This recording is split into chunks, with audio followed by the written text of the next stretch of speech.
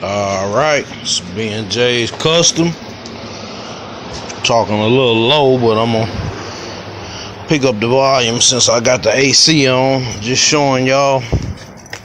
This is another video, part 2 of the Intellitronix gauges that I had. Let me start that. All right, this is B&J's Custom. This is the 81 Cutlass Calais T-top. Show you them T-tops again. There they go. This is just a continuation to the Intellitronix video I did. I know in the video I said that the gauges suck, but they actually came out pretty good. I'm gonna see if I can give you a shot of them. There they go right here. You're not gonna be able to see it as good as I can see it because the light on the gauges are gonna reflect off, but just giving y'all a shot of it. There it is. You got your mileage, you got your temperature, your fuel, the focus, the voltage, the oil, and your RPMs over here. And then also you have your blinker. You have to wire that up so when you go to the left, it goes left, and then when you go to the right, pushes over to the right. It also has bright lights and a couple of other little functions in there, but this is the build creator gauge set. The funny part is, I wish you could see it how I see it. It's not as bright in person.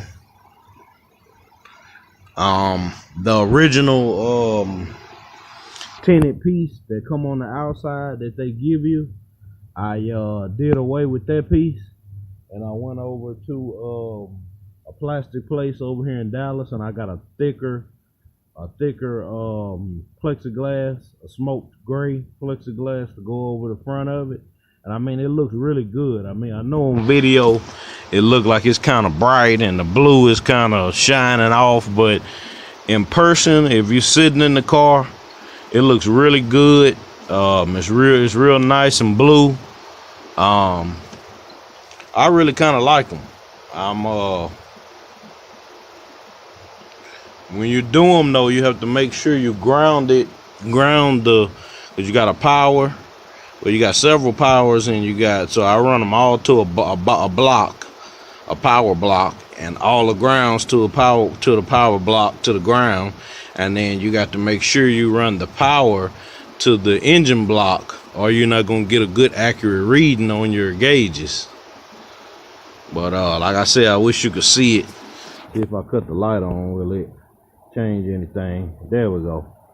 See, when I cut the light on, it shows a little better of how it actually looks, but it still looks better in person. But there it is, the Intellitronix gauges. Make sure you get the LS swap kit if you are doing an LS swap. And the funny part about it is once I built this gauge for this car right here, Intellitronix came out with a gauge set for this car. About 2 weeks later, I got an email saying that they making gauges for Cutlasses now. Same price as the Builder Dash, but you know, that's a life lesson that I can't get, that I won't be able to get back, but I learned a lot while doing it. But again, this is the Intellitronix gauges. This is the Creator Dash set. Like I say, it looks good. It's a good looking set.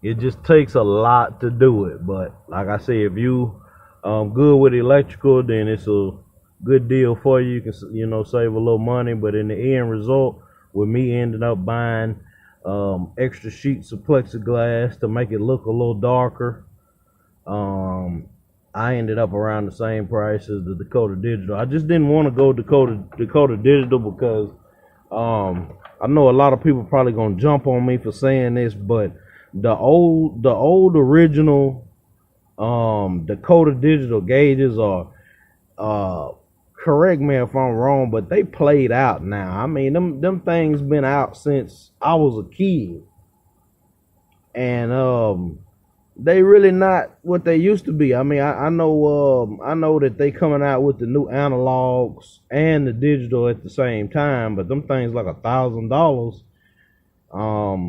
But the old Dakota digital, they just not what they used to be. But again, this is the Intellitronix Builder Creator Gauge Creator Dash kit right here. I think I got it on special. I ended up paying like $3.19 for it. Nah, it's not right. I can't remember what I paid for it, but with all of the supplies, and I think it was $400 with the LS kit. It was an extra $20, and like I said, by the time I bought supplies and new pieces for the plexiglass and had them cut, I still ended up around $700. So I really didn't save anything, but I learned. So next time I'll be able to do it for cheaper. But I think this looks a lot better than the old Dakota digital. So like again, it's B&J's Custom. Like, subscribe, comment. Appreciate the support. Get at me.